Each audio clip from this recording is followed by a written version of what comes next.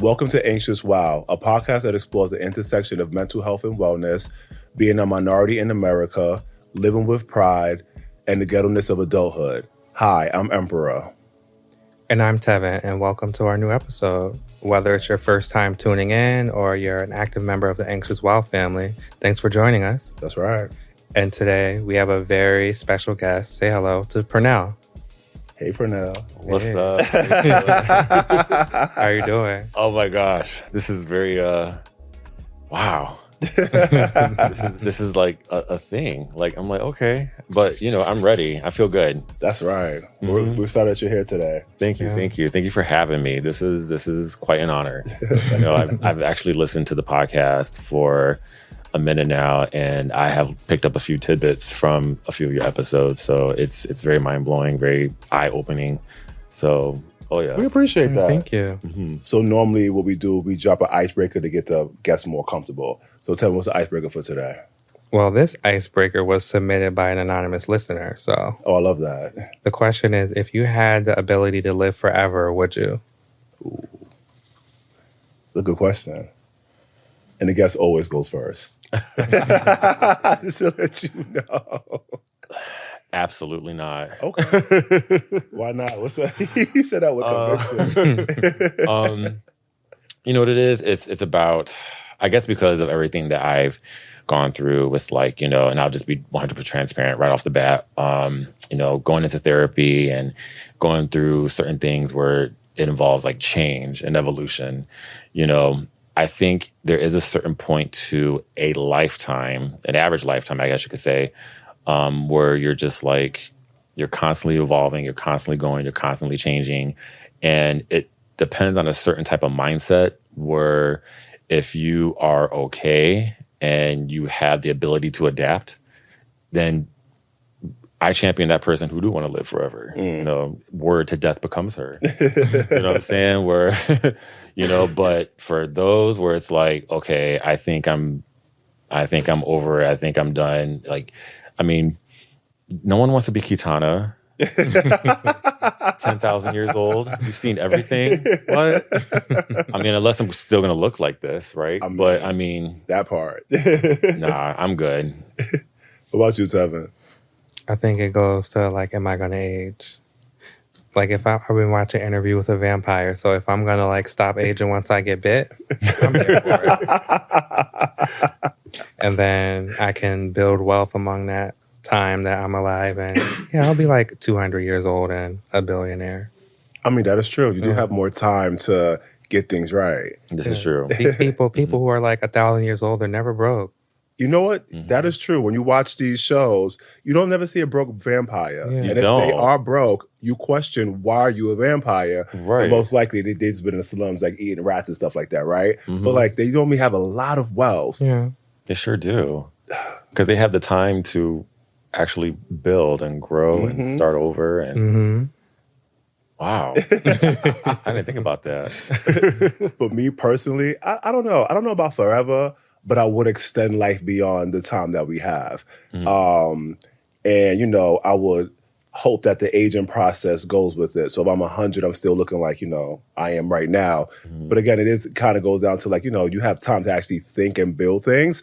The only sad part is if it's just me, it's going to be very, very lonely because, when you have the one that you love and you care about and you have family, friends, or anyone who's close to your life, you're going to see them age. And you're not going to age like them.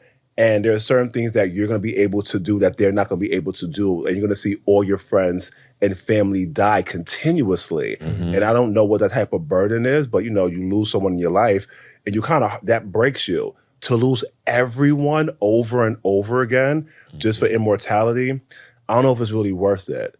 But if I can get to 350, I think that's pretty cool. But forever... Well, heaven, yes, please take me. But outside of that, I mean, I don't know, man. That's a lot. If I could take all my friends, people with me, that'd be a little different. I'll say, what if you're a vampire and you can make everyone that you love and Listen, care about? I'm gonna bite people up. Chop, chop, chop, chop, chop. We're gonna live for a little bit. What y'all want to do? Listen, you don't have to worry about sunscreen because we won't be in the sun that much. Don't worry about aging that much. It's boring in daytime, anything, right? Parties are at nighttime. The city's lit at night. I got to bite a few people, but we'll bite the people who deserve to get bitten. Okay. Word to Akasha.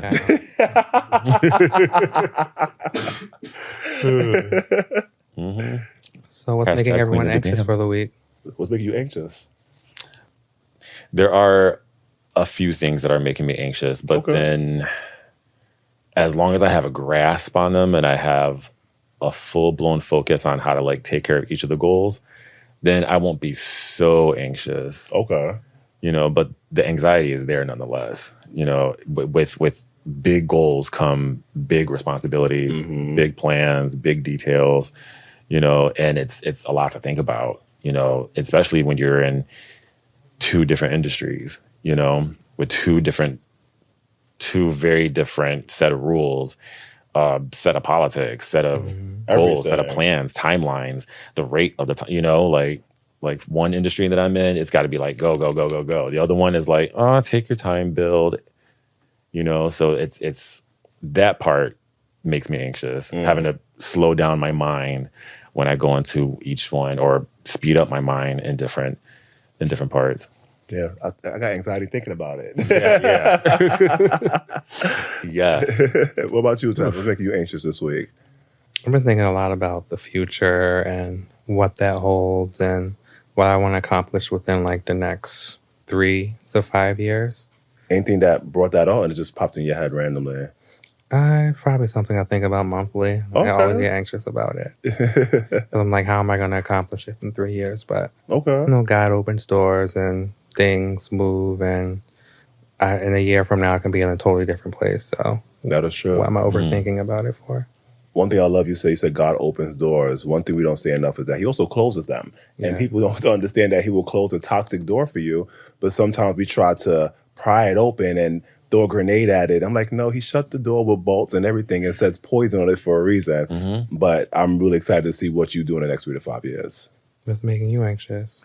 Well, I don't want to give too much away, but I had a very important meeting today that can, change the trajectory of my life financially, and it will help a lot of my dreams come into fruition a lot faster. So I'm hoping that everything goes well. Obviously, I'm like anxious / nervous / excited, but I will find out all the good details on Monday. So, I'm really anxious about it right now. Okay, anxious while excited. Anxious while excited, Yeah. anxious while praying. So I'm praying for Well, here's to sending good vibes to what you'll get on Monday. I appreciate that. Thank you so much. All good vibes. Absolutely. All good vibes. That's right. So, you ready to get into the topic for the day? Yes, I am. All right, Let's go. Read us a definition. So, as y'all know, we've been talking about Miriam for a while. Her and Webster has been hooking us up, and she's been continuing to do us justice. So she gave us a good definition of the word people pleaser. Well, phrase people pleaser, sorry. People pleaser, person who has an emotional need to please others, often at the expense of his or her own needs or desires. And shout out to Miriam Webster. And if you couldn't guess, we're talking about people pleasing today. Because sometimes like, we talking about plants? No. People pleasing. It was right there in the definition. Oh, man. So, does everyone fall victim to people pleasing? Absolutely. Absolutely. Oh, yes. Especially if you don't have your own way, if you haven't come into your own self yet, if you're still in that mode where you're still trying to figure yourself out and you're in that place where you're still kind of growing, but you're not quite there yet. You're still in education mode, but you're still trying to find your way, right? And so with that comes, the game, everyone's favorite game of politics, right? Gotta kiss butt. And, you have to, make certain people like you, right? But then if you don't have limits to that, and there's a certain kind of endorphin that's being released in that when you're just constantly seeing everybody happy, it becomes a thing. And if you don't have that limitation to yourself or that ownership of yourself, it can fester and become like this thing where it's like all you're doing is people pleasing to keep the peace or not make anybody mad, or I don't want to offend anybody. It's a golden cage, the best way to put it. Wow. It's like you're winning, but you're also still locked at the same time, limited in that aspect. I like Golden Cage. Let's save that for a song title. Oh, yes.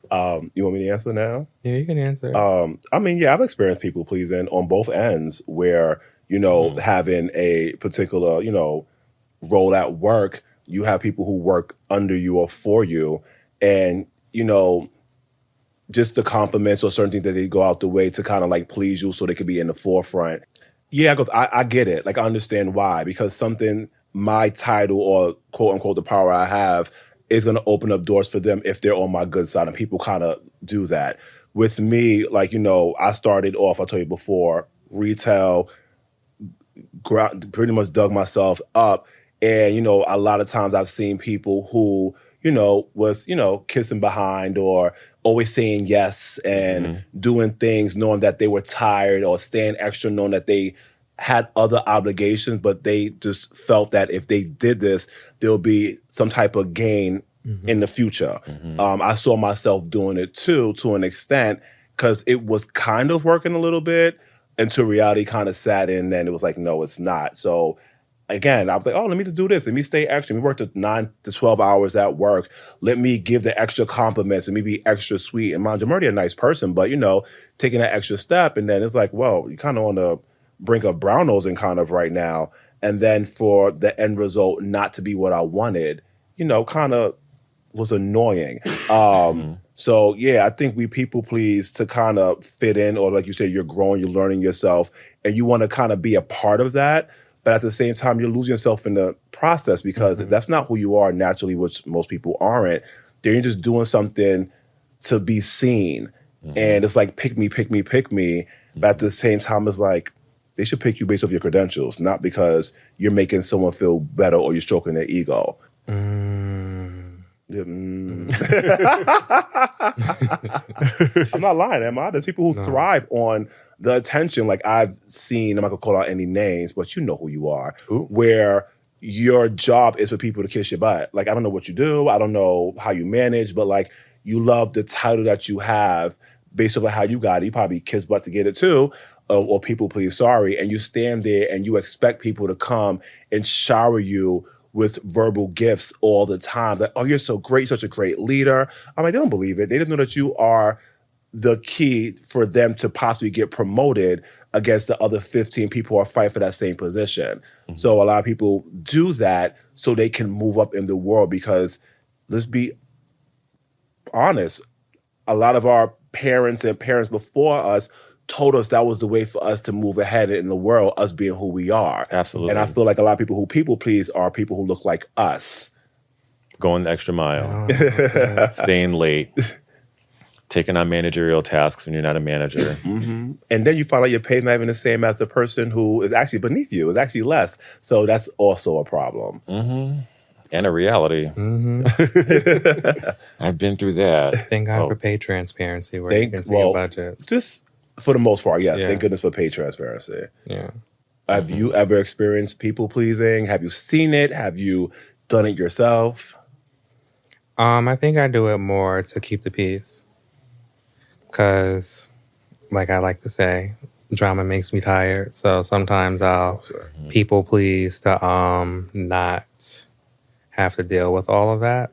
I also like whenever you start like a new job, you're going to naturally like people please to get on people's good sides. And so things that may normally get on your nerves, or normally you're like, absolutely not, you're going to go out of your way to like be like, oh, of course I can do that. Oh, let me know if you need any help, knowing that you have 50 million other things to do. So it's kind of just like, sometimes you have to people please to get necessarily that buy-in, but it shouldn't be like what you do every single day. Like, once you've been there for 3 months, and that people pleasing's out the window. But sometimes people get so stuck on doing it, they don't even know that they're still continuing to do it. Like, oh, I'm gonna do it for 3 months, right? But let you set an alarm on your phone or your watch on about 3 months activate, you're still doing it, because especially if you're doing it and you see all this great stuff that's happening for you, you're like, okay, so if I continue going down this road, it will open up doors, especially when you see people who actually do it and doors open up for them. Again, they don't look like us, but I've seen people in positions that we all know that they do not deserve, but because they were, being very close to that particular VP or director and was pretty much like their lapdog, kind of never said no and did everything, they end up getting a position that you're like, wait a second, your resume doesn't fit this. I should have received that. Now you're my boss, and now you're coming to me for how to do your position, and you're making the money for it. But if I say no, now it's a problem. So it's very interesting. And, you said earlier that a lot of people that they're still finding themselves. And I think that is part of it. But I see people at 50, 60, 70 years old doing it depending on who they're talking to. I've seen directors stand tall and true. And then when their boss came around, it became whatever you need, whatever you need, whatever you need. I'm like, wait, what? That's not the energy you have for us. And I feel like certain people's titles or what they hold in society comes. Like, for example, look at someone like, who's on the top right now? Like someone like the Mariah Carey, Taylor Swift, the Beyoncés and them, right? No one is telling them no for the most part. Maybe their close people like, listen, I don't care about that. This is what it is.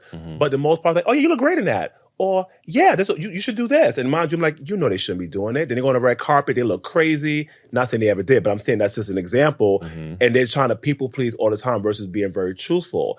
But if I was there and I was working with those same people, 10 times out of 9, they would have told me what it is. And, again, I feel like depending on what you hold, what type of weight you hold in society, you're going to kind of get more people pleasing. I guess it also just depends on the person. It's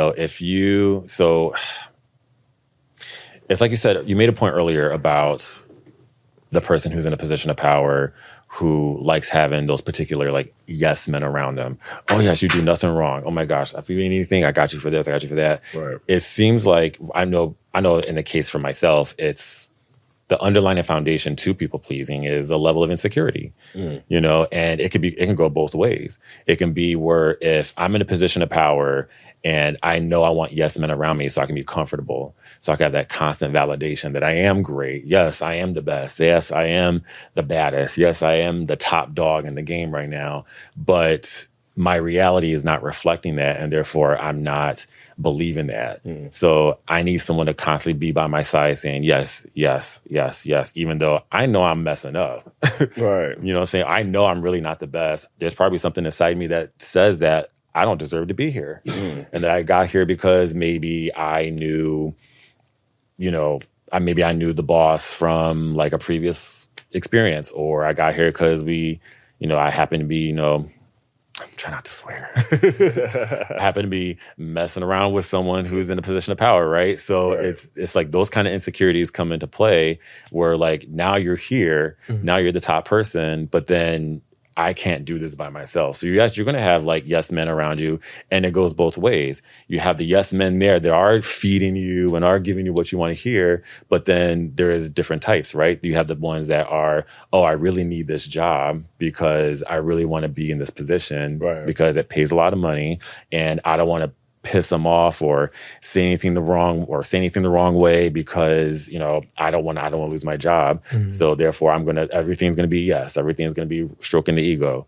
Then you have the other ones that are doing it for deceptive gain, where it's you're in close proximity to something that I want, and therefore I'm gonna brown nose you. I'm gonna perk you up. I'm gonna make you feel nice and fuzzy, so that way when I see my opportunity, I'm gonna take my opportunity.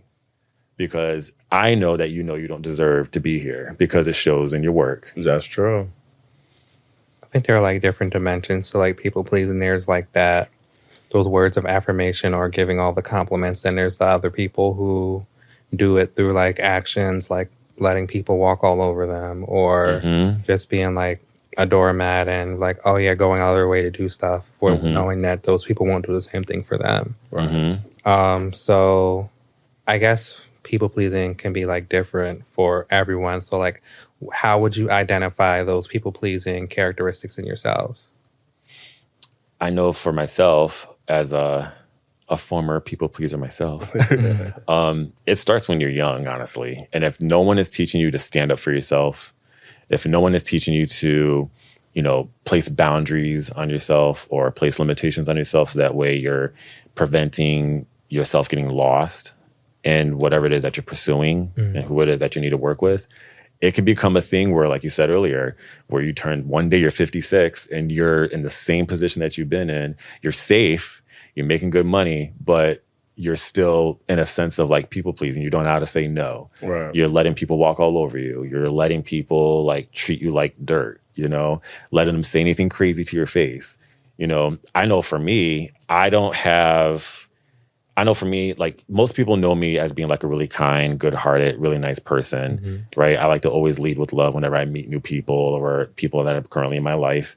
But there's a certain disposition about myself where you can look at me and tell that, you know, like I don't have the energy that says, if you say something slick to me, I'm gonna slap the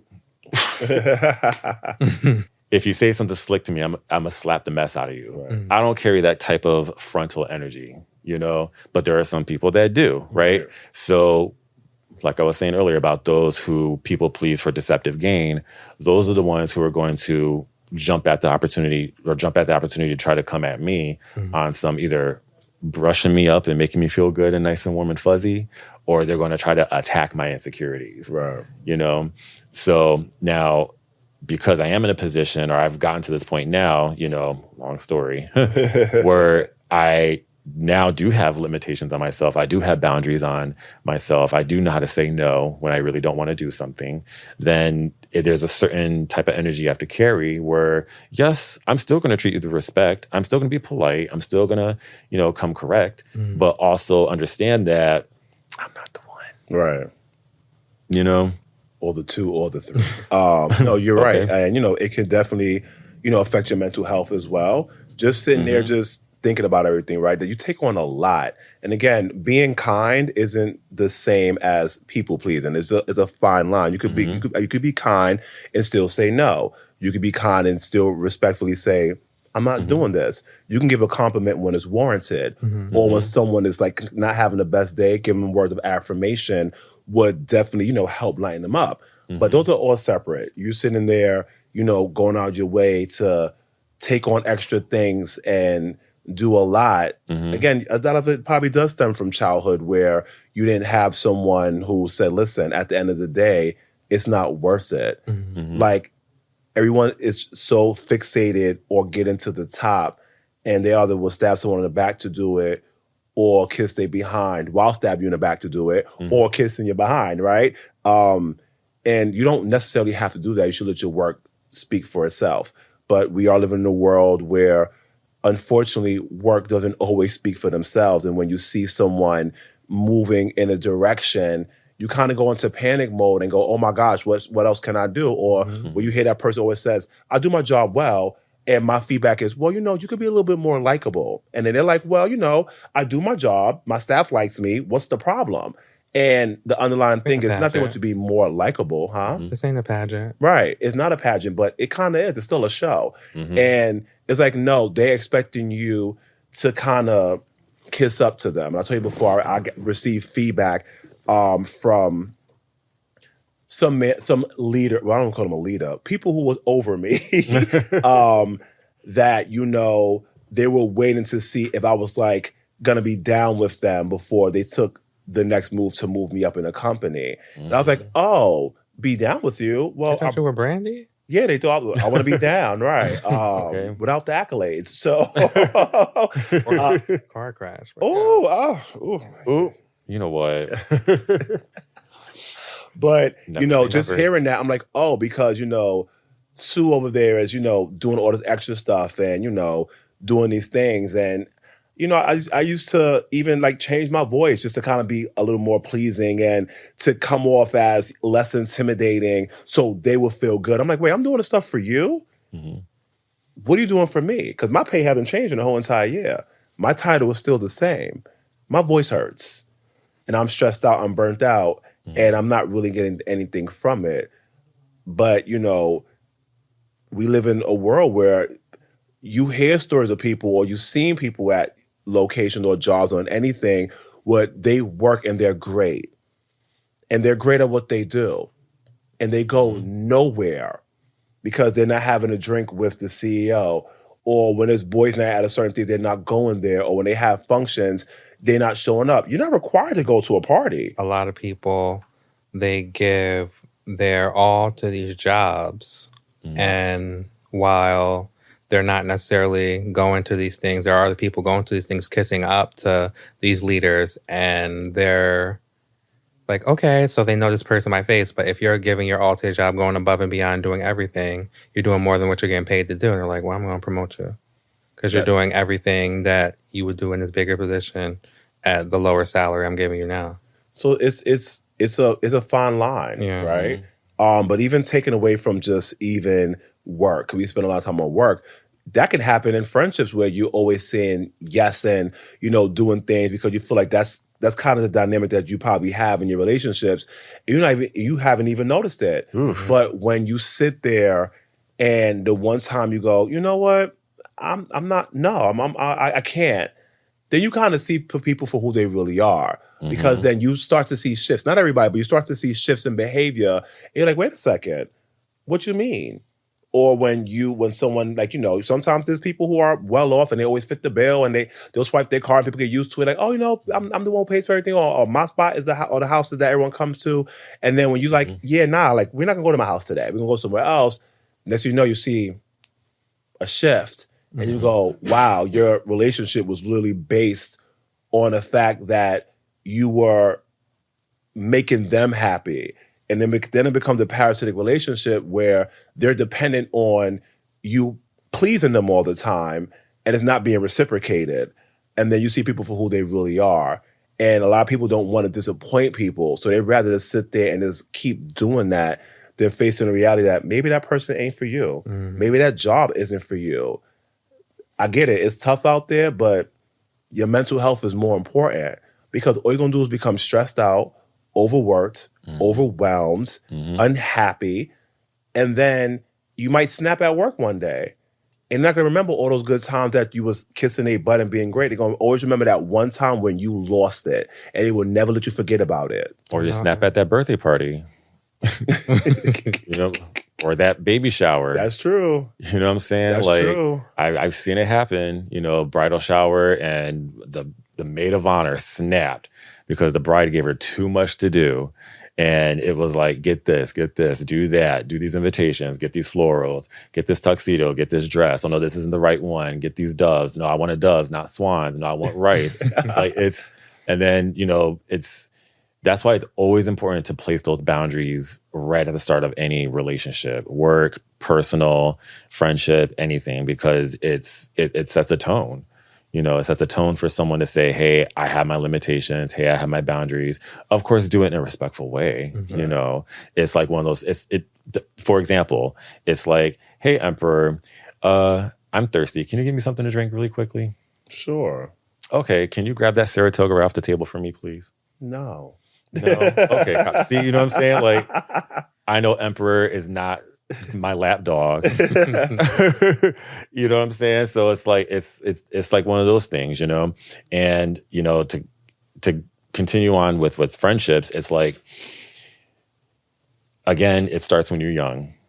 It starts when you're in a classroom setting, 3rd, maybe 4th grade, and you're seeing other kids your age who happen to be more popular than you, who happen to have that shtick that makes people want to gravitate towards them. So then if you don't quite have that light yet, or maybe it comes in a little later in life, wherever, then it becomes this thing where it's like, okay, now how do I get people to like me? Versus do people like me for me, right? And again, if there's no one there teaching you that, or teaching you like, all you got to do is be yourself, or teach you how to set boundaries, then it can fester, become a thing. So then it becomes, oh, well, let me see what I can do. Let me see if I could be the smartest kid in the class and do everyone's homework, or I could, be the class clown. Or it starts with that. Right.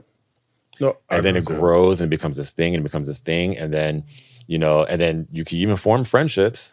That could happen because, oh, this is a really good friend who is reliable, who is validating, who does what I want, So it's, they have perks to this friendship. They always, like you said earlier, they always fit the bill for everything. It's a very good, convenient friendship. For who? Exactly. Right. I say both parties. Like, I It's good. understand. It's good for the one that who is doing the people pleasing. Oh, I'm friends with someone who's of this stature, this financial status, this person who knows everybody. So now I look good standing next to them.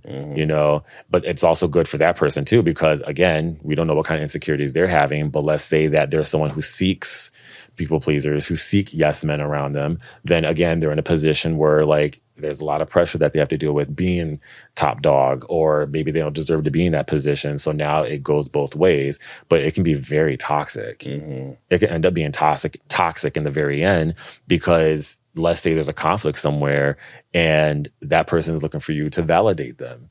You know what I'm saying? For example, if this person happens to have a run-in with somebody and clearly this person is in the wrong, right? They ended up saying something real messed up to somebody. They went off, cussed them out, did everything what they did to this particular person. And they're coming to my people pleaser friend saying, can you believe what that person did?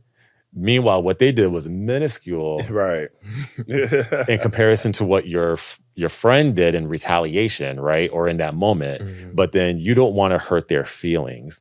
You don't want to piss them off. You don't want them to look at you sideways. So you're going to say, as a people pleaser, yeah, what they said was messed up. What they did was so messed up. I can't believe they did that. You know what I'm saying? What happened? All they did was say something very, very minuscule, like, oh, I don't like the way that necklace looks on you. And then they want to turn around and come for their hair and come for their shoes. And see, that's why you can't afford anything anyway. What you know about Dior? I know everything about Dior. This is a $3,000 shirt. What you think you got it at? Good for you. Working at $3,000 shirt. Working at Popeyes, and like they'll go like going in on this person, right? But then they're looking at you, the people pleaser friend, to say, hey, wasn't that what they did messed up? And as a people pleaser friend, yeah, that was messed up. They shouldn't have said anything about your Dior shirt. Your Dior shirt is fabulous. It's everything. F them. And my thing is, if they would have said something, like if they're like, no, actually, like I think maybe you were in the wrong. A lot of times they get scared that their friendship is going to be affected. Exactly. And my thing is like, now you're not really being your authentic self. You're only doing stuff for that person, and that can cause all type of anxiety, stress. Like I don't have time for that. Like you're really putting on a character every day, absolutely, to ensure that someone is living their authentic life. Now you look at it like, if you're a people pleaser and a person's taking it, then that person is a user, because they're using you for what you can give them. And as a friend, some people are based over circumstances.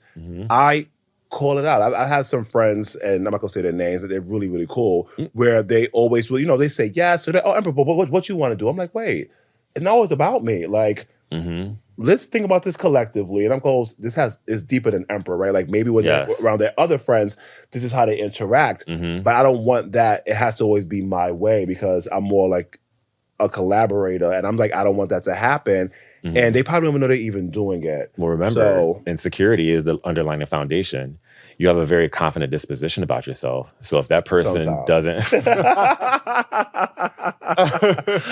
Okay. It's fake. But it took a while for me to get to where I'm at right now. So hey, listen, and for certain types of people pleasers, for certain types of people in general, that kind of confident disposition about yourself, that kind of assurance that you have for yourself, can either be intimidating, or it can be like one of those things where it's like, ooh, now I feel small next to this person. You're not even doing that, right? You're just Emperor. You're just existing. Right? You're just existing. I feel like being a people pleaser is a full-time job. Well, speaking of, it sure is. How can you tell when people pleasing becomes toxic for your well-being? When you start being, what I'm recommending a therapist to you, that's when you know it's toxic. Or when you start to lose yourself. Or when you start looking back on memories of everything you did and you feel like you had really nothing to do with it. Because one thing we do in this age, we record and take pictures of everything, right? And you're like, oh, this was fun. We went to, the Bahamas.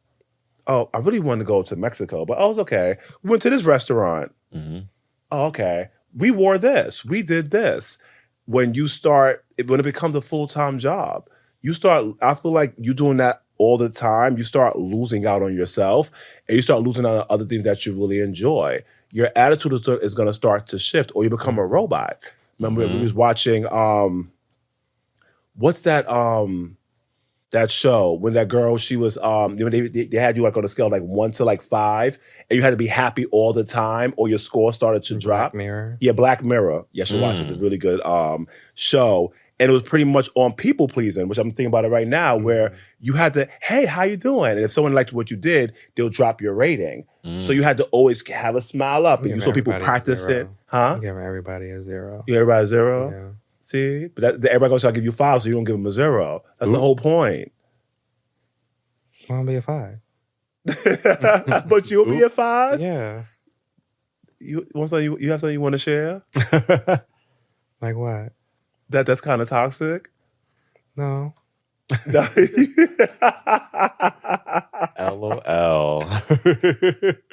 But those are ways where I feel like, you just know, like, or when you have like friends who call it out, like, I feel like someone who really cares about you is going to sit there and say, I think you're doing too much, especially like when you're in like social settings and you can kind of see like, why are you breaking your neck to, like, what's going on here? They might not like that you pull them to the side, but like, I would. Like, I'm like, this ain't slavery. Ooh, time and place, Emperor.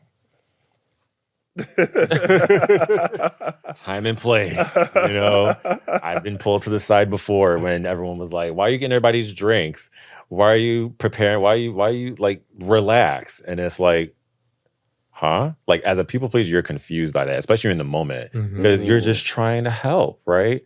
It's like, well, oh my gosh, Emperor, let me fix your coat. Let me fix your hair. Let me make sure you look really good. Because again, Emperor's confident disposition is making me feel like this. But I also want to make sure I feel not as small. So how can I do that in the physical world in this moment right now?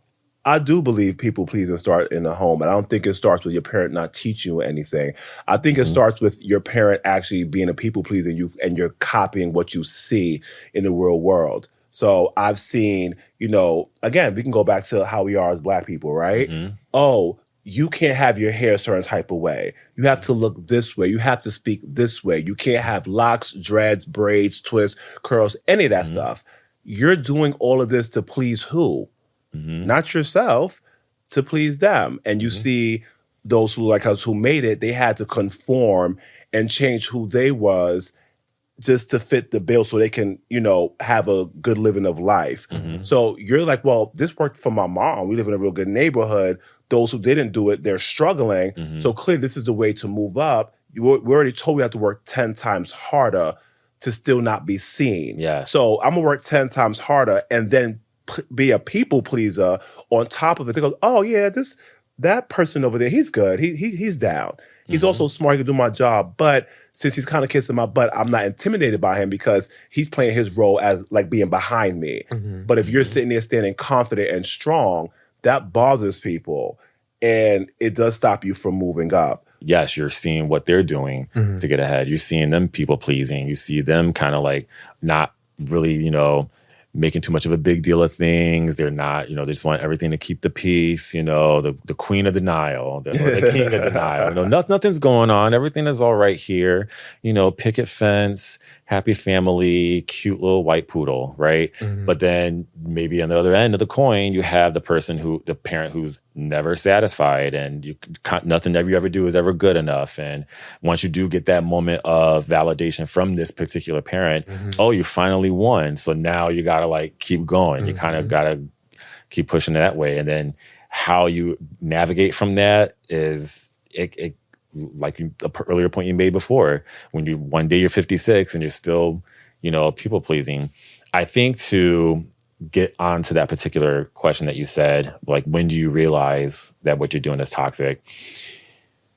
For the person who eventually does start to recognize, there are two things that happens. I know, well, maybe there's more things. Actually, there's several things that happens, but I know the two major ones I can say for myself is there comes a breaking point, a particular breaking point, or a particular like a rock bottom point where you're just like, where am I right now in life? Why do I keep ending up here? Right? I'm doing everything right. I'm, hitting my, like with work, I'm hitting my goals. I'm, kissing the right butts. I'm, being as collaborative and helpful and as present as possible, but I still keep ending here at the level of mediocrity. Same thing with same thing with personal relationships. You know, I'm validating everyone's feelings. I'm being there for them. I'm making myself useful. I'm even giving money away. I'm even like giving as much helpful advice as possible. You know, I'm showing up for everybody, you know, supporting everybody. And yet I still keep ending up here, the level of mediocrity, because it's not being reciprocated. You know, I'm not getting the same in return. But you start to realize that what you're doing is toxic when there are certain breaking points. I know for myself, when it came to my friendships earlier back in the day, would be where if you're in a position where two friends are having a conflict with each other and you're stuck in the middle, you're having to people please in that aspect where it's like, oh, no. What that person said was wrong. You're right. And then you're going back to this person. No. What that person said was wrong. You were right. Absolutely not. So you're flip flopping and going back and forth, trying to keep the peace. But then it becomes messy because then you never know what may happen with those two people. Right. They may never speak to each other again. And then now I guess you've kind of succeeded, or they, 9 times out of 10, they come back together and say, well, remember what Purnell said? Well, oh my God, what did he say? Wait, what? That's not what I, right? Just mind your business. So with that, even with that particular situation back in the day, or even like with any situation where you don't want to hurt anybody's feelings, what's happening is that you're robbing the person of honesty and of boundaries and of recognition of how it is that you want to convey to them that what they're doing is not so great. We talked about you trying to live up to what your parent is, you trying to live up to get your parents' attention, but there's also the parent not being there. Yep. And so you go back and you go to your friends or whoever else you meet and you start people pleasing to kind of buy their love. And that cycle just continues and continues. And you're at work trying to people please to buy these people's love so someone can recognize you because you never got that at home. Right. And that can be detrimental. But how do you like fight those people pleasing tendencies and get in a area where you're putting yourself first? Self-reflecting. I feel like every day I self-reflect every single day. And I go through the whole entire day. I'd spend like maybe 30 minutes to myself and just go, okay, so what did you do today? How was your interactions? How did you feel? And then sometimes you're like, something you might cringe at. I'm like, oh, you know what? Maybe I did a little too much. So when I see that person again, I know to tone it down a bit. Or because sometimes you get excited, you want to do all these things. I'm like, no, like let stuff just kind of happen organically sometimes. Everything doesn't have to be erased. You don't have to have this person smiling like a Cheshire cat ear to ear, right? Like just let things happen. But self-reflecting is one, and just being very aware of what it is. Again, I told you before, like I would hike up my voice and become a little more animated. And I go, well, you're doing it again. Just catch yourself. Put your hands down, take a deep breath and start over. Like, it's okay. Like, it's not a race. You can sit there and do that. So, and also talking to my therapist, she always asks, how was your week? And I could talk. So she'll let me sit there and chit-chat for the first 30 minutes. But then she'll sit there and she'll give advice based on what it was and goes, well, Emperor, you're doing this, or I see improvement here, or I see you going back to the old way. And she'll ask me like, wow, what do you think? Like, what happened to where you feel like you had to go back, right? So just really identifying what's going on and writing out a solution for yourself. This is what I want to do. Whether it's, again, meditating, prayer, whatever it is that works for you, just hold yourself accountable. Like, accountability is big. It starts with doing the work on you. It starts with doing the work on really getting down to the nitty gritty. Why am I a people pleaser? Why am I afraid to speak up? Why am I afraid to place boundaries for myself, let alone on others?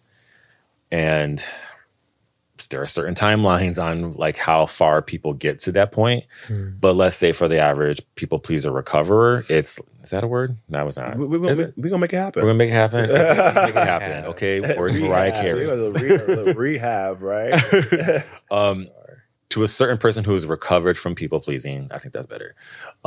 It's you then have to start practicing and doing the work.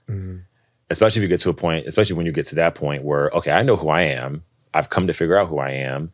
And you have to start like putting yourself first. It's not selfishness, but Let's call it what it is. It's selfish, but positive selfish. It's positive selfish, exactly. It's about your own limitations, your own boundaries that you want to place.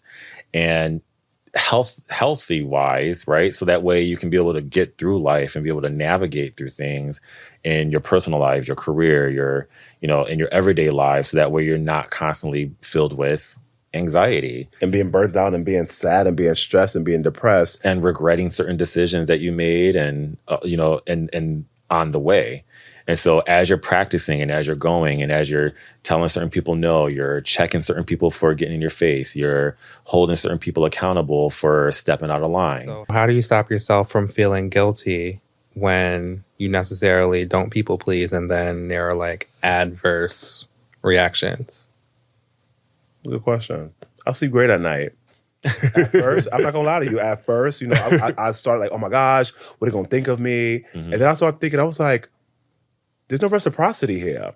Now, we were going back and forth, help each other out as a thing. But I'm like, but wait, our relationship is based on me never saying, always saying yes. And now that I said no, good song by Beyonce, by the way, her first album, yes, it's a good song, same thing. Yeah, it's a problem. And now you start feeling away. I'm like, wait a second. So I just set a boundary to protect my peace, and this person feels a way about it. Do I want that person in my life? It depends.